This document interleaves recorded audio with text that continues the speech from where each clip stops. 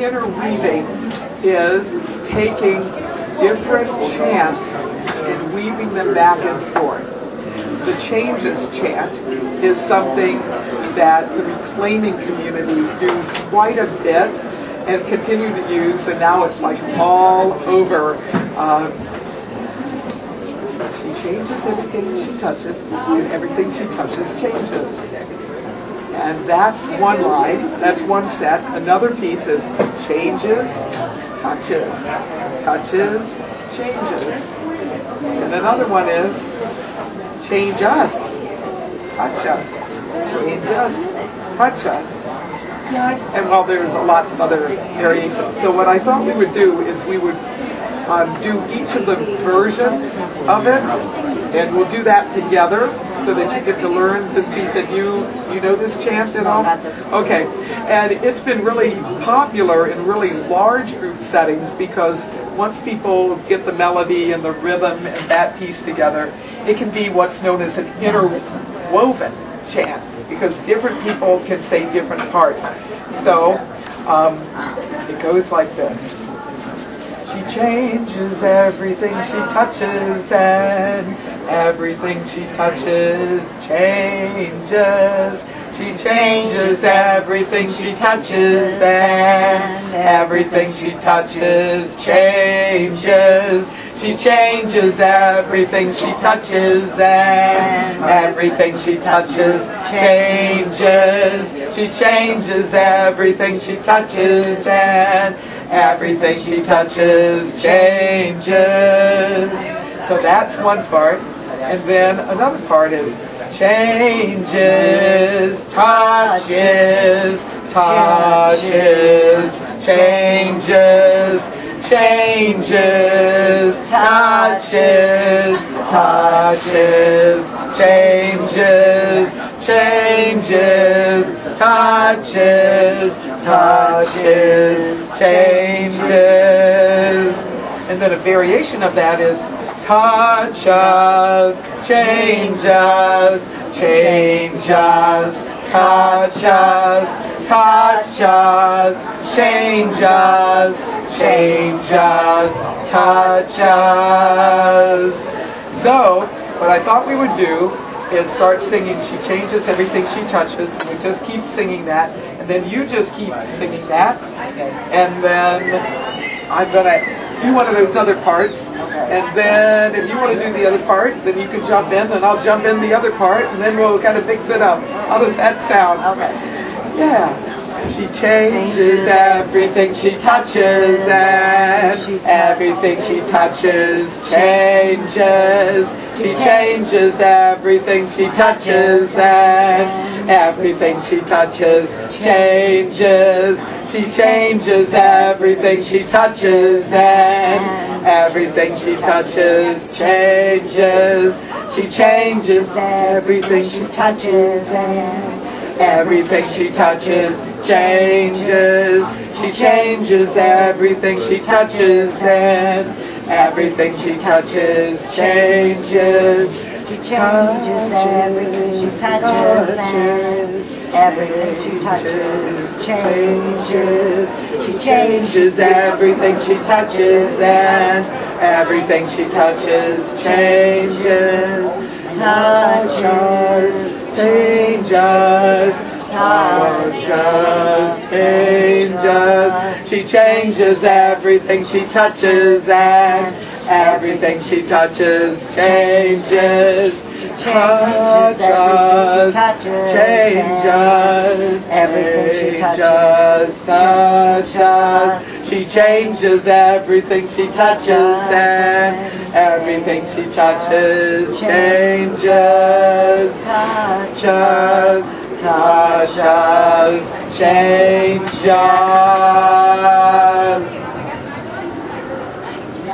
It's kind of fun getting to weave them around, and in a large group where you have lots of people, it's a very easy chant to do, and many of the ceremonies have some part of transformation. So that whole piece about she changes, it comes from a goddess spirituality tradition. It's like the great goddess is touching us, she's changing us, and we're part of that change, and we're also part of an agent of touching and changing, and over that, all sorts of other parts happen. So that's just some of the real basics of that particular chant, but there's descants, there's all variety of things, and it's been used in the spiral dance that has more than 1,000 people in San Francisco and Solid all doing a huge spiral dance and doing chanting. I hope to get to that spiral dance someday, and a lot of people connected with our community have told me about it. It's just really wonderful, and you watch videos on YouTube, and it's like really cool. So some things are, and that is chanting or weaving, that's complex chanting. Now what I'd like to do is kind of go into what I call Incantation Dimensions. Okay, so we want to create a chant or find a chant that we're going to incant to make the magic happen. So first of all, we have to figure out, okay, what is the purpose of the chant? What are we wanting to accomplish? Then we have the choice of selecting something from the vast array of chants that are already available, or taking a chant and adapting it, or creating a brand new chant. The adaptation piece can be a simple thing of just changing a few words, like we are in tune with the newness of the moon. Well, come people come with the radiant sun. Well, that was the original chant. Then I changed that to we are in tune with the fullness of the moon, and was doing all of that. But then it was real apparent that we needed something for the new moon. So same melody, same kind of rhythms, but the words change, and then all of a sudden you got a new chant. Getting an idea of the context in which the chant is going to happen within a ceremony, or it may be like we were doing right here. Okay, we're doing an incantation right here in this store, and we'll see what happens. So when we did the come people come, maybe we'll do it again, we'll get more people. Yeah, so when we did that, we were literally, that was an invoking chant, and we were creating a big image of a radiant sun, and people were wanting to tune in and find out what that's about. We talked a bit about rhythm and how that's an important factor. What is the rhythm that we're going to do? And you can change the rhythm of a chant, and it can create quite a different effect. You can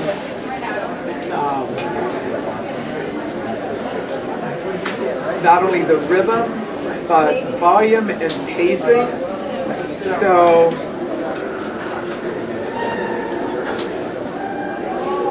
get an example of the way we do the goddess is alive, magic is afoot. So different ways of changing the rhythm and the emphasis. The goddess is alive. The magic is afoot. Same chant. The goddess is alive. The magic is afoot. The goddess is alive. The magic is afoot. The goddess is alive. The magic is afoot. So there you've got a very fast rhythmic, bring it up. But you can change that rhythm. The goddess is alive, and magic is afoot. The goddess is alive, and magic is afoot. You want to join me? The goddess is alive, and magic is afoot. The goddess is alive, and magic is afoot.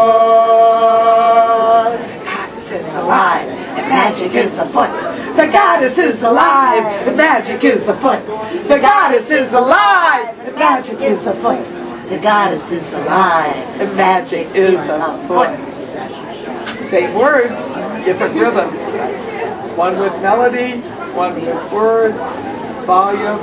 Another way that you can, as you develop incantation skills, you realize that you take your intention and you get a sense of the different skills you have, how you can adapt that to fit the need. One of my favorite things to do is home blessings.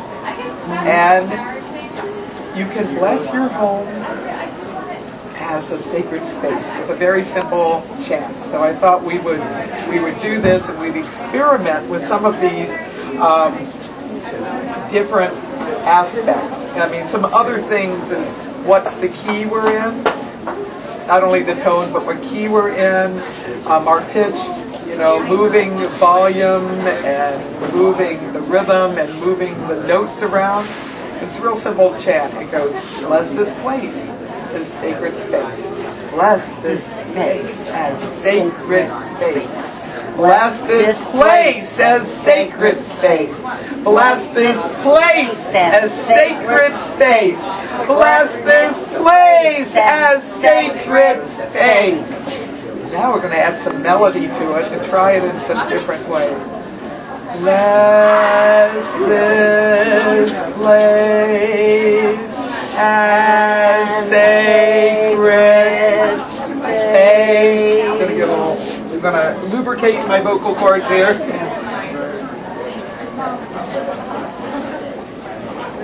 Okay. Bless this place and sacred space. Bless this place as sacred space. Now we're going to drop the note down. Bless this place as sacred space. I'm going to take it up. Bless this place as sacred space. Now we're going to move it up and down. Bless this place as sacred space. Bless this place as sacred space. Bless this place as sacred space. Bless this place as sacred space. Bless this place as sacred space.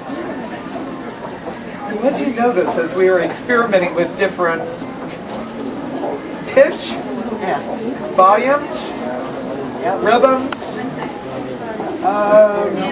speed? What did you notice is different? I mean, we were up, we were low, we were moving up and down, we were singing, we were speaking. Which would you like? What did you? I like the one where we roll up and down. Yeah. Yes. So one of the things, and kind of moving it up and down, and all on one note. Well, and one of the things in learning about incantations is developing your own incantation style. People that have a hard time moving their voice up and down and around often will just stick to one or two notes. Yeah. Or if there's a limited vocal range, they stick to one or two notes that really are, within one's own best vocal range. Folks that have a good voice can kind of move up and down and have more options, right? So how do we figure out what's the most powerful note for us to sing? Well, we're going to start low, and then we're going to just do notes and kind of go up the scale all the way up. And pay attention to what you feel as we do this. I'll demonstrate, and then we'll do it together. And see where it's most comfortable for you to sing. Okay, so you start off.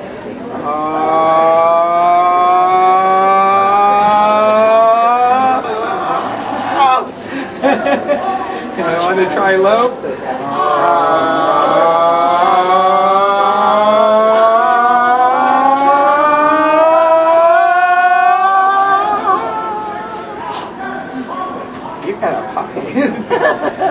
Where in there, pick a note that seems to be the something that's easy for you to sing and that you really like. Just pick any note I can't do a holy night anymore. Oh, it's too high. yeah, I have to yeah. come back down.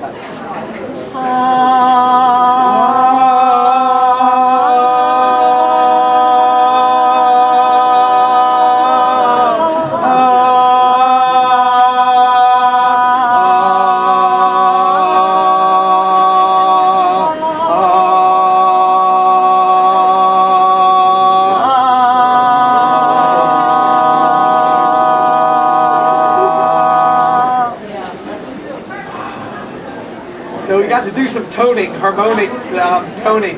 So one of the ways of being able to find, you know, a good note for oneself is when there is some free-form chanting and there's like a certain key that it seems everyone's in, and then doing the harmonics up and below, and then finding what really seems to resonate and get your whole body like that. And it's really good. To put this like to a drum or put this to a dance. That's right.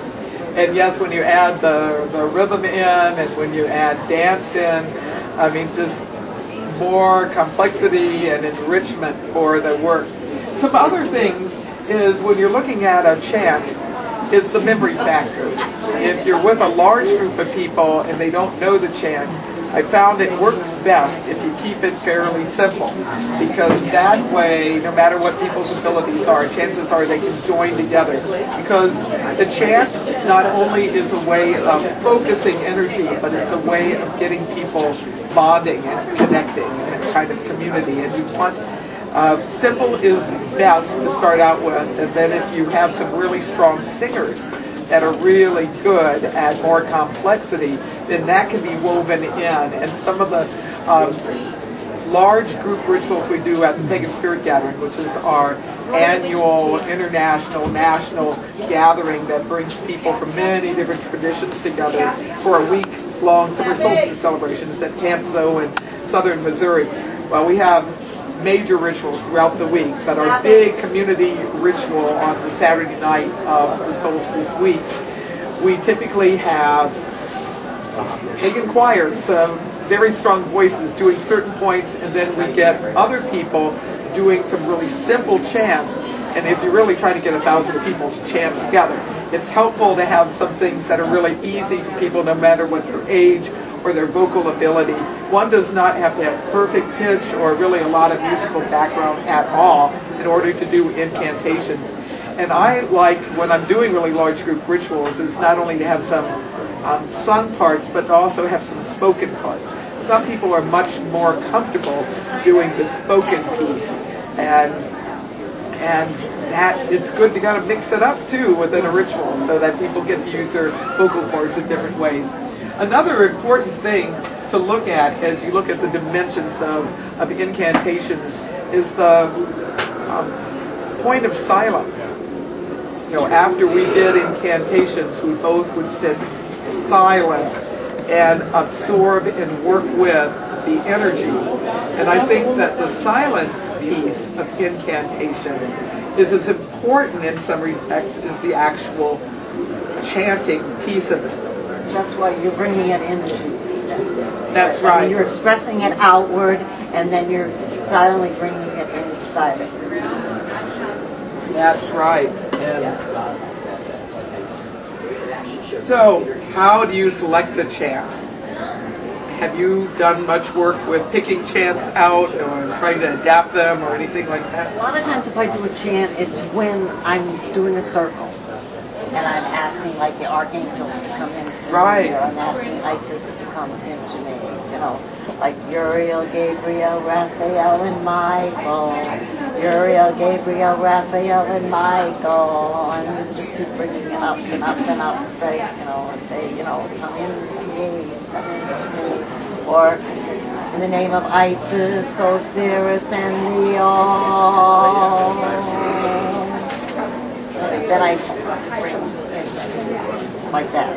Yeah, that's wonderful. That's really a wonderful thing. Do you work on your own or do you work with a group? I'm a solitary witch, but my cousin is a witch, And I have two daughters that are into it. The third one isn't, but the two younger ones are into it. And I have a teenager, a teenage female and a teenage male that have gotten into it, right?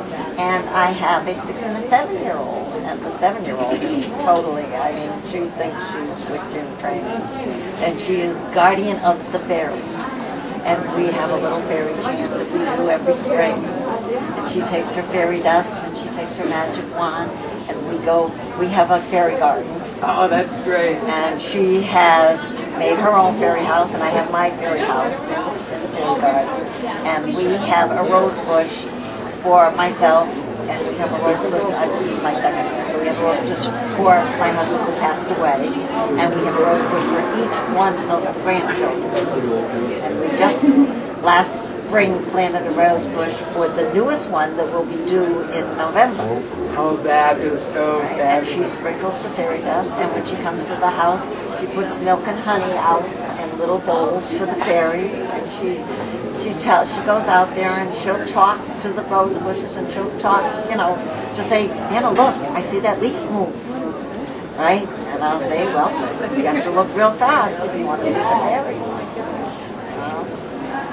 And then the other day I was shopping and I happened to find fairy wings shop in Salisbury, Massachusetts. All right, now to explain to a child, right, what a fairy wing is. All right, you know, I mean, you can't. There are flowers that are called fairy wings. And of That's course, true. There are, and these actually were fairy wing flowers. All right. But I just happened to drop a couple of them in the garden, right? And while she was there, we found the fairy wings. Oh, that is So, in other words, to explain to her why this fairy lost its wings, you just tell her that the fairy was little, right? And she grew. And as she grew, her wings got too little for her. So she dropped her wings and she grew a little bit bigger. Just like you're growing, right? And you had to get new school clothes this year because last year's school clothes didn't fit. So you had to get new clothes. And of course, the first thing she said was, how long does it take her to get new wings when she loses the other ones? Right? And I said, well, it only takes her a couple of days because they're pretty fast now. And she says, can she fly when she can't fly, Nana, when she doesn't have her wing? And I said, well, not all fairies fly. You know, and they don't. I mean, some fairies fly. There's thousands and thousands of different kinds of fairies. Now, when you work with her, do you ever do any kind of chants together? Have you taught her any chants, or have you done any incantations honor the fae? We do celebrate, like, we celebrate the solstice, and my grandson who's now 15, that one has to go out and he has to take and cut down the birch tree, and not a birch tree, but a branch off of a birch tree, right? And he takes and he digs out the 3 little circles so we can put our Yule candles in the birch great. things, right? So that he's all part of it, right? When we celebrate in spring, then he becomes the green man, and he wears, you know, he wear like a green pants and a green t-shirt, and I take and I put leaves on him, and she gets to hold the tape and stick the tape on the back of an artificial leaves, and the little ones get to stick the leaves on them. That's really neat. So do you want to make up a chant for the fae? Yeah. Yeah. So think about it. Okay, we're gonna the fae or the fairy folk. So how do we create a chant? Well, we select the focus for the chant. We've got the fae. So we want to see its intended use in a ritual. Okay, we're going to, whether it's with a young one or it's with, you know, your own personal connection. What would we be doing with the chant for the fae folk? Or we'd be honoring them, right? And having some kind of rhythm. We might be calling that out and using it as a way for, you know, giving an offering, or it might be calling them there, or strengthening our relationship. All of those would be possible uses. So So as you're trying to figure out a Fey chant, okay, get the focus and then kind of get a sense of how you're going to use it, and then well, we each figure out a way to create a chant. It doesn't have to rhyme. It can be, you know, whatever. Are you open to creating one up on the spot? Yeah. Okay. We need now, at this particular time of year, it's starting to get cold. Yeah. So the fairies need a place to live now. We've got to go to sleep for the winter. And I have to try and think of something for her because she wants the fairies to come in and live in the cellar. But we want the fairies to be able to release themselves and go back out again in the spring. We don't want them to take and start moving things around in the house and get too mischievous in the cellar. And I said, what? Well, I told her, I said, well, we can invite them to come to the cellar in another month or so when it's chilly. Otherwise, they would take no violence like she's worried about the freeze. I'm concerned about the freezing. Yes, she's very concerned about Now, does she know about what happens with animals? For example, that some of them go into the ground, or they go into a nest in a tree, or they go into a hibernation thing. So has she thought about the Fae actually, since some people use that Fae, their global sense to also interface with all forms of nature spirits, right? Some use it in a very global way, and some people use it in really specific ways. So why don't we take a few moments and let's think about the Fae, and then let's connect with the divine in our own way, and then just let our imagination bring forth some kind of idea, something that we might chant. Each of us might chant to honor the Fae.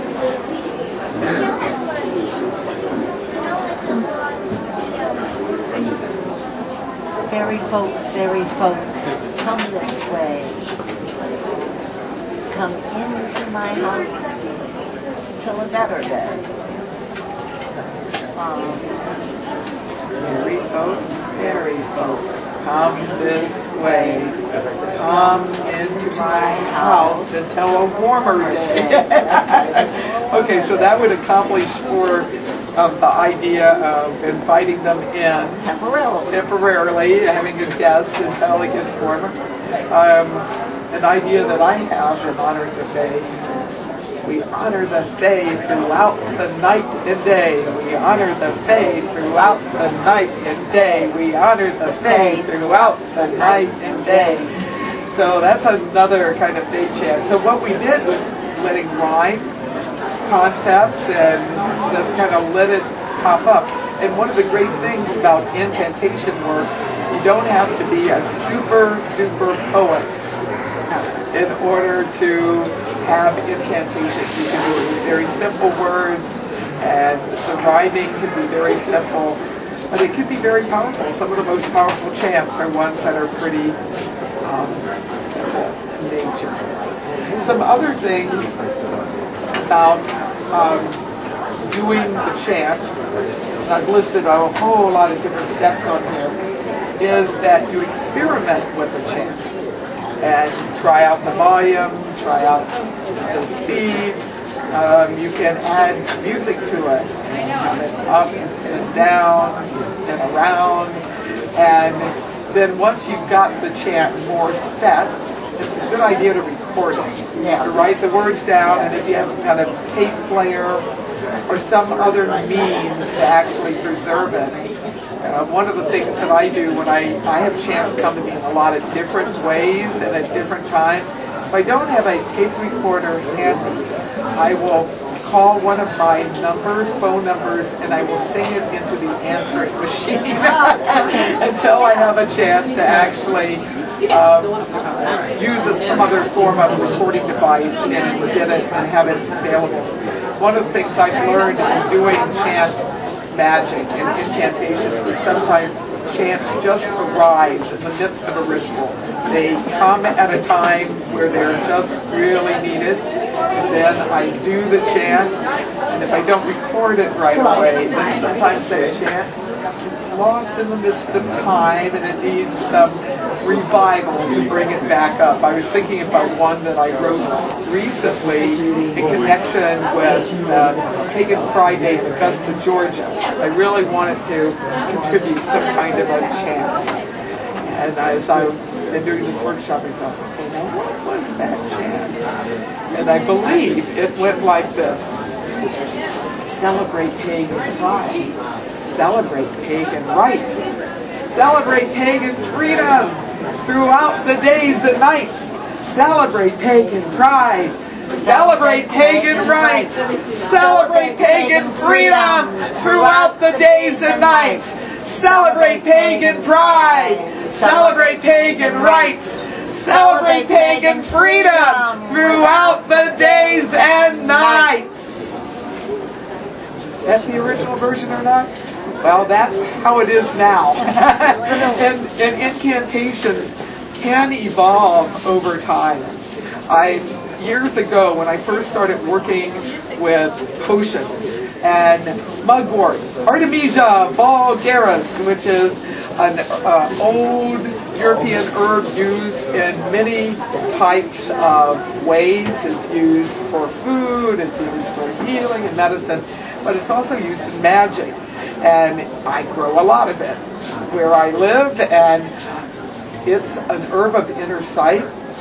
And I created a chant creating a mugwort, a big pot of water, i.e. an Emma-ware cauldron, bubbling and getting the water up, turn off the heat, put in the mugwort, because you don't want to boil it, you just want to steep and get the essential oils.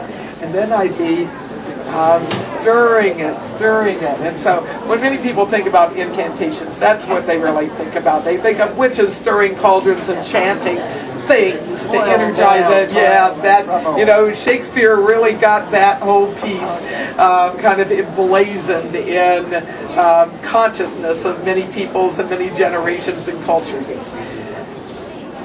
Magic herb, inner sight, guide my visions on this night.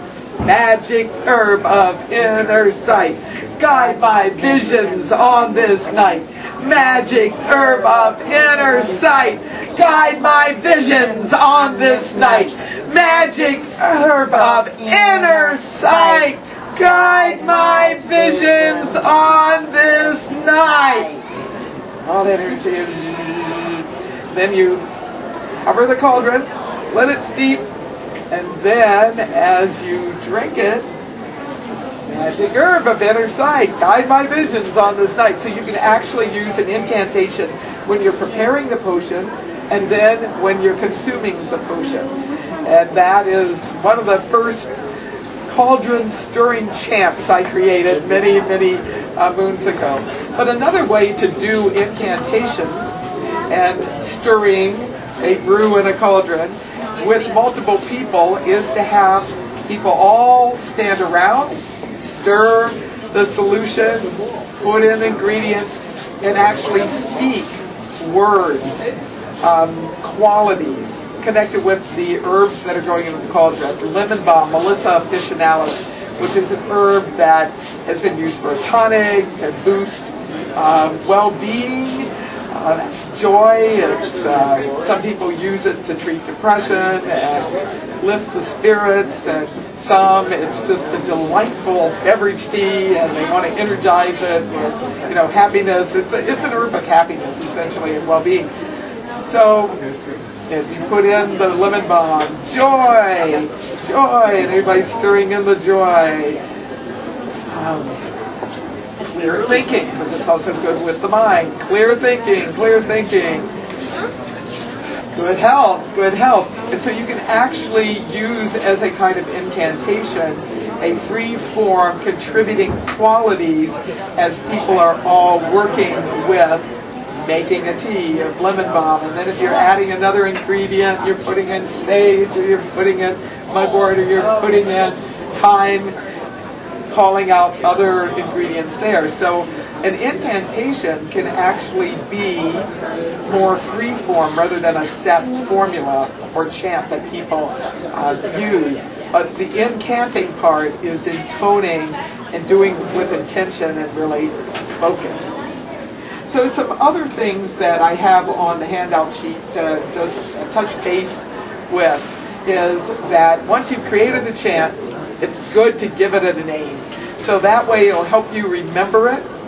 And if you're going to share it with other people, they'll know the chant name and they will know you as the chant maker. Although I must say, some of my chants have been out there in the universe so long, I've seen them out on the internet, traditional. Well, I'm honored by that, but yes, I wrote that chant at some point earlier in my life. And so I think when one is creating a chant, it's good to put one's name on it, less trying to be territorial about it, but more so that if people had questions about the chant and want to pass the chant on, that they'll know the source of it. Because I do think as these chants are getting created and shared with different people, we're creating, we're adding to the culture, and we create possibilities for growth and development. And I also think they are artistic works, and we ought to be able to have the creator linked in with that artistic work. When one's using a chant that somebody else has created and it's been passed on, as you notice, as I've talked about some of the chants in this workshop, I have endeavored to give the source of the chants that aren't my own. And that's a way of honoring the creator, as well as letting people know where they might be able to tap into for other chants. And there's so many people starting to share their chants these days. I mean, it's just really wonderful. So before we close with a closing chant, because with an incantation workshop, well, that'd be a good way to do that. I'm wondering if you have some questions or comments that you'd like to express.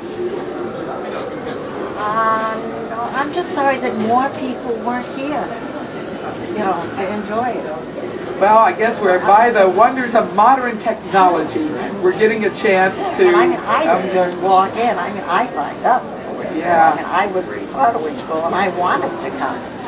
I am so glad that you've come. What are some things that you take from this workshop? Obviously, you have been making some chants yourself, and you also have your own personal practice as well as practice with some others. Well, as you think back, some of the things that we've done together and things we've talked about, what is something that you take from this workshop in your own personal practice? I think we're going to do more circles with more music in tone to it, and do more chanting instead of just the circle and working the spell. I think we will take and do more dancing, and I'm going to get a drum, which I do have rattles. Good. That we do have, right? And I want to take and get a drum so that I'll have someone doing the drum, right? And the little ones can just dance around the circle, even the 2-year-olds. So part of what you're looking at doing is drawing from this Incantations workshop some inspiration, some ideas for working with the rhythm aspect. Yes. And also having dance and moving the tones around it. Because some people who think they have a good voice at 7 years old really do not have a good voice at 7 years old. Well, and being able to work with each person where they're at and dealing with voices at various She's going to grow up and be a rock star. Well, and having the enthusiasm piece as part of incantation, I do think is good, even if the pitch may be in different places, right? Oh, yeah. And I mean, this is something that children can enjoy also. I agree. And you can even tell them, they can even make up their own chants. You can kind of guide them a little way this way, a little way that way, but they can make up their own way. They know what. mean, they used to make up little rhymes to do hopscotch with, right? And we used to jump rope and say different things. Right? Well, it's just the same way, but now you're expressing it in a different way. You're calling on something to help you. You're sending out energy, you know, in different ways, and you're sending it out through your voice in a chant. That's right. Thank you so much. Well, I am blessed be. So do you want to do a few more chants before we conclude? Sure. Okay. Solstice chant. Yeah, more we could dance. Yeah, that's true. So I created this years ago, this very simple chant for solstice. And it's a chant that can be adapted for the winter solstice or the summer solstice. Oh, we're having music. That's good. Probably him checking on. Oh, okay. Solstice sun, shining bright. Shortest day and longest night. Solstice wish of hope and cheer. Peace on earth throughout the year. Or for summer solstice, solstice sun, shining bright. Longest day, shortest night. Solstice wish of hope and cheer, peace on earth throughout the year. So, and sometimes I add melody to it, sometimes we chant. Well, we have winter solstice coming up in the northern hemisphere after this Samhain time. And peace on earth is something that really goes no matter what the season is. Yeah, so I'm not trying to leave the Samhain out, but to actually just to actually share this solstice chant that you can weave into your celebrations, as you talked about. You do the Yule as well as the Christmas. So this is something that you could use for Yule. Solstice sun, shining bright, shortest day and longest night. Let's do that part together. Solstice sun, shining bright, shortest day and longest night. Then the melody goes, solstice wish of hope and cheer, peace on earth throughout the year. Solstice wish of hope and cheer, peace on earth throughout the year. Solstice sun, shining bright, shortest day and longest night. Solstice wish of hope and cheer, peace on earth throughout the year. Solstice sun, shining bright, shortest day and longest night. Solstice wish of hope and cheer, peace on earth throughout the year. Blessed be. Well, it's time for this circle to be opened. It's never broken. Merry meet and merry part and merry meet again. We're going to do this one more time. And this is a traditional Wiccan blessing that is morphed and changed over the years. And I've learned it from Gardnerians, Alexandrians, Carillians, and people from many different paths I know do this because I've seen it pretty much across circles. So it's time for this circle to be open. It's never broken. Merry meet and merry part and merry meet again. Though it's time for this circle to be open, it is never broken. Merry meet and merry part and merry meet again. Blessed be. Blessed be. Blessed be Magic TV. Blessed be Magic TV. Blessed be Magic TV. So we end this workshop with a chant that just got created. That's great. And I helped.